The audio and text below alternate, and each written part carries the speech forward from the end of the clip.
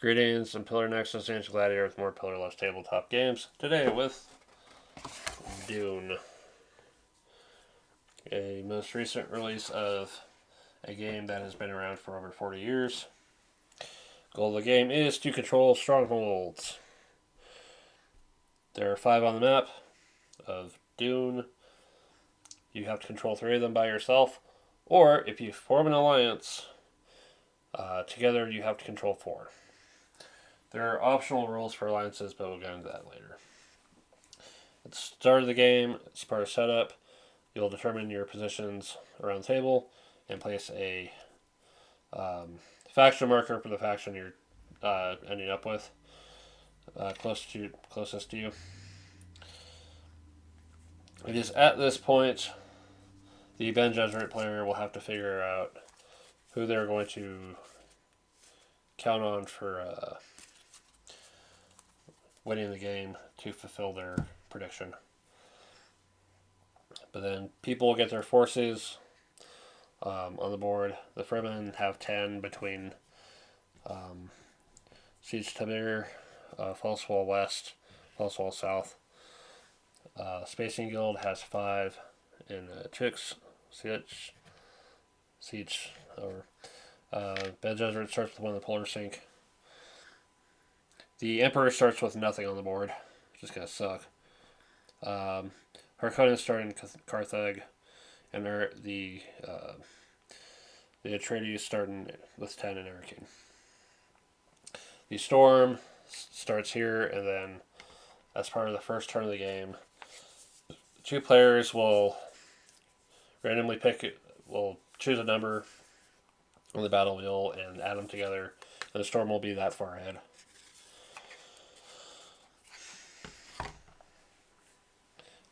Also part of the setup is starting out with Spice. Spice is the money equivalent in the game.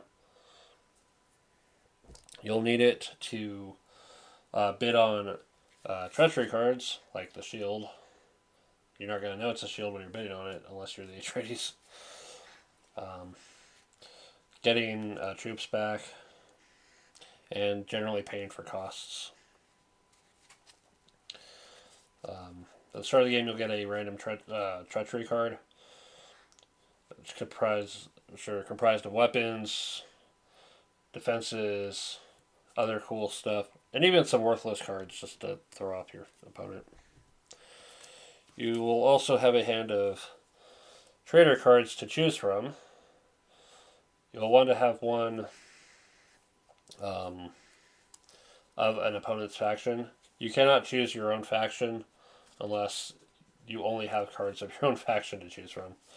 If you're playing as the Harkonnen, you get to keep all of them. Even if it means one of your own, but at least you know, hey, this guy's loyal. I can count on them to not screw me over in a battle. And I'll go over that in a little bit. So, everyone will have their setup. The goal of the game is to control Strongholds. However, it is entirely possible that if you're playing as either the Fremen or the Spacing Guild, you want to hold the line until the end of the game. If you're the Fremen, you want to have no one else win the game by the end. You have to occupy or leave empty Xxcha and Habania. And neither Harkonnen, Atreides, nor Emperor occupies Xxcha. Then your plans succeed, and you win. That's Fremen. Alternatively, if that fails for them and no one else has won, the Spacing Guild just wins by default at the end. However, if the special victory conditions for them have not happened, the Bene Gesserit prediction, if it happened, like let's say on turn 5 the Emperor won, then they get to hijack the victory because hey, we called it. If you're an alliance, you share victory with your allied player. So it's possible to have multiple winners in the game. Have fun working together. So yeah, the game will be set up. The storm, let's just say, a cycle back around to here. So after the storm phase, the storm. The storm will pretty much wreck anything that it's crossing, with the exception of the high rock walls. The Imperial Basin is off the hook as long as the wall hasn't been blown up. And then the Polar Sink is just a generally safe area. And I think strongholds are safe too. These strongholds are not safe if the wall's gone. It'll wipe out spice, it'll wipe out your forces. Don't get caught up in the storm. Anyway, after that, there's the spice blow phase, where the top card will be flipped up, and we'll get that much spice. There are little notes on the board for, hey, keep in mind, it's gonna there's a good spot to find spice there. You're gonna have to send forces to get it before the storm wipes it out.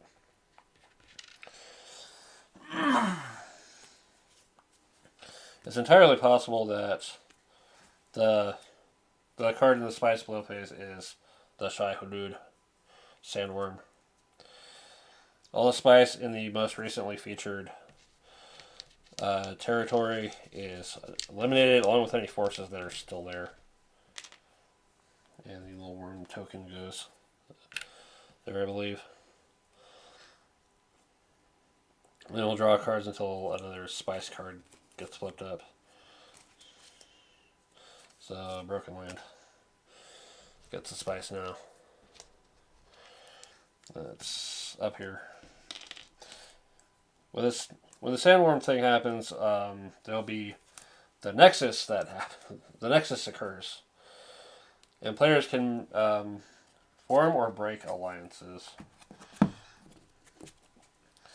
Each faction has their own little advantages. By being in an alliance, you get to make use of an appropriate advantage for being allied with them. Normally, alliances are limited to 2 players. There are optional rules to have 3-player alliances. There's a whole table of,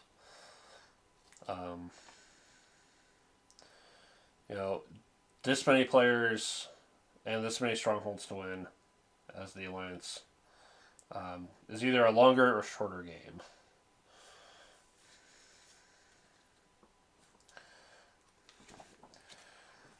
But yeah, players are free to discuss about, what the advantages are and such.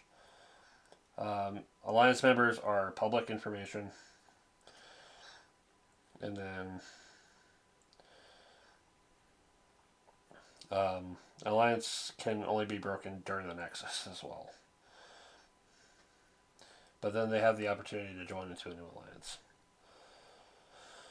Allies may not enter a territory in which one of their allies already has a force, and may never battle each other.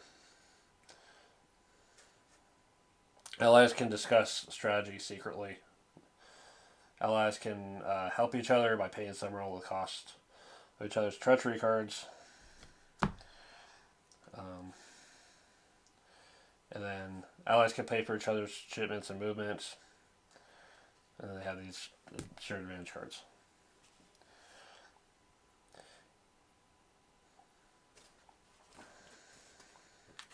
Yeah. Once that opportunity has passed, there's phase 3, Chom Charity. If you have less than 2 spice, say, I need charity, and reconcile up to 2 spice. You don't want to be in a position where you need to beg for charity and spice. Especially as Harkonnen. If you're in that position, you are beyond screwed. And then phase 4 is bidding. Before bidding starts, each player declares how many treachery cards they have. Most factions started with 1. Harkonnen starts with 2. Anyone who is at their limit of 4 or 8 for Harkonnen cannot purchase any cards this round. For every player that is available to actually buy cards, a number of them are taken off the top. Left face down. Only the Atreides player gets to see what cards are coming up. If a player gets a card and it puts them at their hand limit, they can't buy any further cards. The Harkonnens, if they win the auction, they get to take an extra card off the top, unless they're already maxed out. But the bid is starts with the first player. They bid 1 or more spice or pass. Then it proceeds counterclockwise, and they have to up the bid or pass. Once the player has all other players have passed, the highest bidder has to pay spice to the Emperor, unless the highest bidder is Emperor, in which case they pay it to the spice bank. Eventually all the cards will be purchased, and the Emperor's wallet will be horribly fat and ready to spend on what the Emperor needs to spend money on, which will include revival. So after bidding, each faction gets a number of forces back for free from the Lazax tanks. Let's see how that's pronounced. Spacing Guild 1, Fremen 3, Bene Gesserit 1, Atreides 2, Harkonnen 2, Emperor 1 for free. And then up to a limit of getting back 3 of your forces, you can spend 2 spice per force, which goes to the spice bank. And then those forces will go to your reserve. I have them all up here just because I needed to set up. Keep things visible, but you'll actually keep your stuff behind your screen. There's your faction and your leader. And on the back is a little strategy to help you figure out what you're trying to do in this game, because this is a tough game. Reviving your leaders, because you only get 5, in which case they're over here. You may revive one of your leaders by paying their strength and spice. If a revived leader is killed again, they're placed face down in the tanks until all your other people have been revived. Then they get to be face up again. Try not to let too many leaders die, because that's how you're going to be playing cards in combat. But after that, shipment and movements. Any player with off-planet reserves can make a shipment of any number of forces from the reserves to any one territory on the map. 1 spice per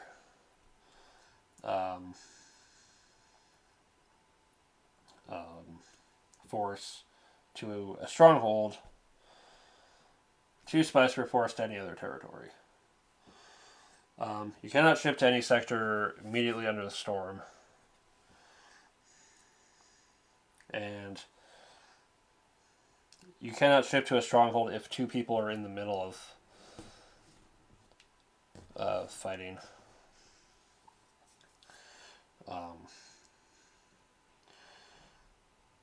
Yeah, because you'll do your shipment and then you'll do the movement. So it's possible someone has moved in. Then your forces are stuck on the planet. You can't pay to pull them off and then drop them off somewhere else.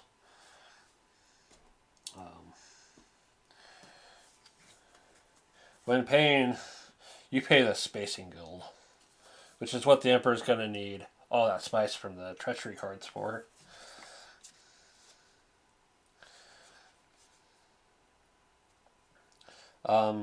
During shipment, the Fremen have the advantage of bringing any reserves for free onto the Great Flat or any one territory within 2 territories of the Great Flat, subject to the storm rules.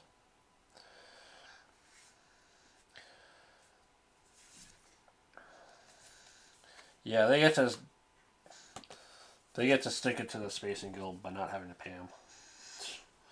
And then after you've shipped forces onto the planet, you get to move. As a group, any number of forces from one territory into another. Forces are free to move into or out of any territory occupied by other forces. As follows: players that start a force move with one or more forces in either Hacan or Carthage has the Ornithopters, which let them move up to 3 adjacent territories. They don't have to be in there to make the move. You just send them out and they get to move far. Players without just move 1 adjacent. You only get to make 1 move. Make it count. If you're going somewhere, it better be for a good freaking reason. The sectors have no effect on movement. This is like split across 3 spots, but it's all technically one thing.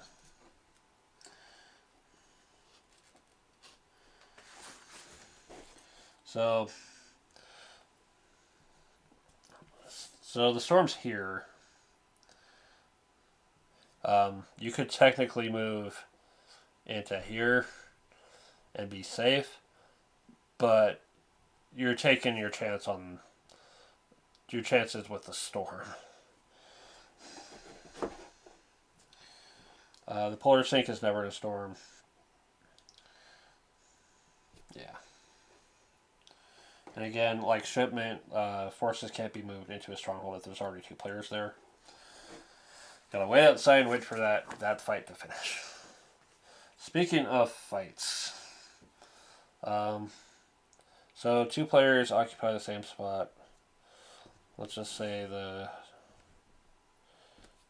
these dudes are having it out in the Imperial Basin. Nobody can fight in the polar sink. That's sacred ground. And also, if let's say we had one faction here and another faction here, and the storm was here, they couldn't fight. But anyway, the first player is named the aggressor until all the battles are resolved. They choose which order. So, if 3 or more players are in the same territory, they pick who fights first or second, as long as they survive. So here's how the battles are going to work. We have the battle wheel. Each player gets 1. You bid a number of your forces up to your maximum, all probably at most like 1 under, because here's how things will work. You bid how many forces you're prepared to risk. The lower number is completely wiped out. The higher number loses that many. So let's say they bid 3 and they bid 4, and nothing else got added to that. There'd be only 1 of them left, and they're gone. And let's go to the tanks. Now, that's kind of predictable. So here's how things get shaken up in the battle system. If you have any heroes. You may assign one to your battle wheel. As long as you have a hero assigned, you can use your treachery cards. So they can have this weapon as part of their battle plan. So let's say the Harkonnens add in the poison. Let's fade. Meanwhile,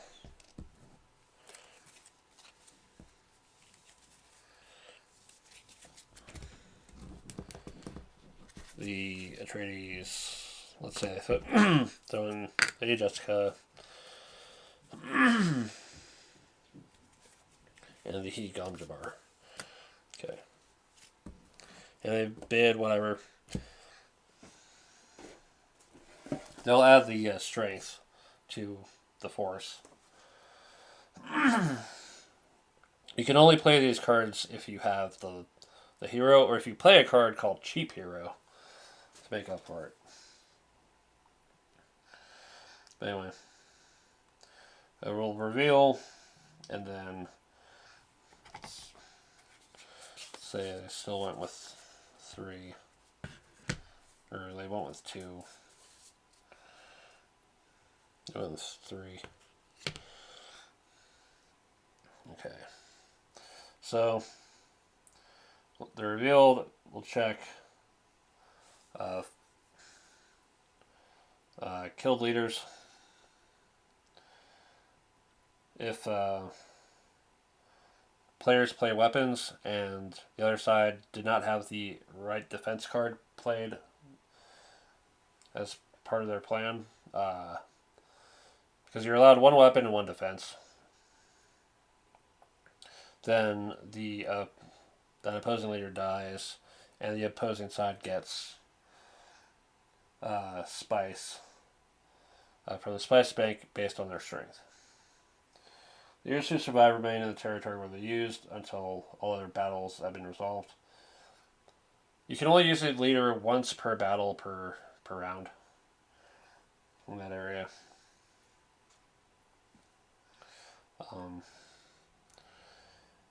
If the appropriate defense card is played, then they're safe. Now there's something else that can happen as well, called traitors. It's like, oh hey, you sent Lady Xxcha, guess who's on our side? Haha. So, the player that reveals the traitor card immediately wins the battle. So this whole weapon thing doesn't really happen. This is nothing regardless of what's played. The traitor's leader is dead, and they get spice. The other player will lose all their forces and discard all the cards they played. So all the forces are dead, and the Gamjabar is gone. Oh well. We'll deal with that later. Okay. And then the winning player gets to keep any cards they played. But the traitor card is, I believe, discarded. It's entirely possible for both players to have their opposing traitor cards, and everyone's wiped out. Pay attention and try not to let it happen, though. Anyway. So.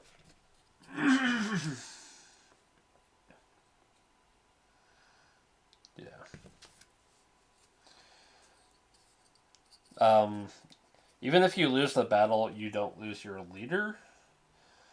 They have to be killed by weapons to completely lose them. But he's going to chill here because he's not going to be in any other battles that I might have as the Harkonnens. We'll keep that.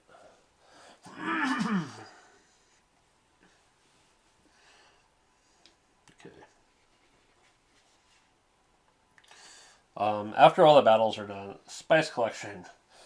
Players that have their forces where spice are, let's say there's, instead of fighting a silly battle over here, I sent people over here. Every force you have there collects 2, unless you control one of the ornithopter locations, in which case you get 3 per. You go there, you collect spice. I have more money to work with. Yay. And then the Mentat pause phase. We check for victory conditions. If someone has the strongholds they need, they win. The alliance, if an alliance has their strongholds, they win. If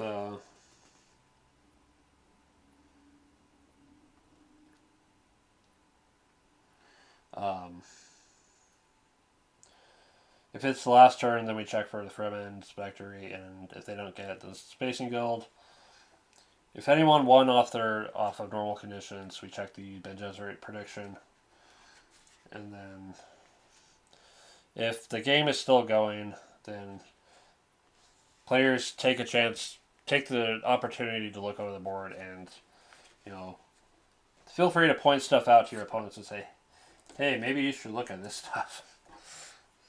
And then there's the advanced game with 2 spice cards per. The Fremen get to control a storm.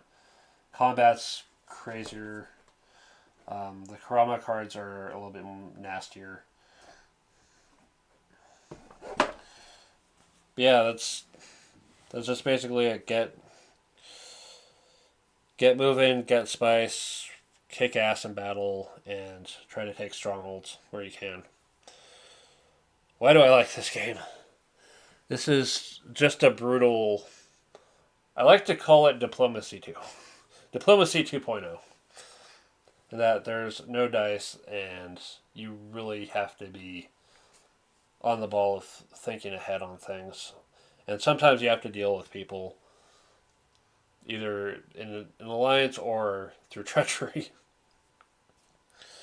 And that and the setting is interesting. I have read Dune. I want to ask somebody, hey, I read the first Dune. How many books after that should I read before, I can say I've read enough Dune books? But anyway. It's been recently reprinted. It's not too terribly expensive. It's just got a lot of little pieces. This is definitely a game for an advanced group of players. People who understand that you're going to have to play the long game. You're going to have to think about what you're spending and why you're spending it for. And it's just a solid game. I had the reskin of this that was Twilight Imperium, and well, I kind of missed that one. I like the way this is set up much better. But yeah, do check it out. Dune, the board game. It is tough. Good luck. All right, this is Pillar. We'll see you next time.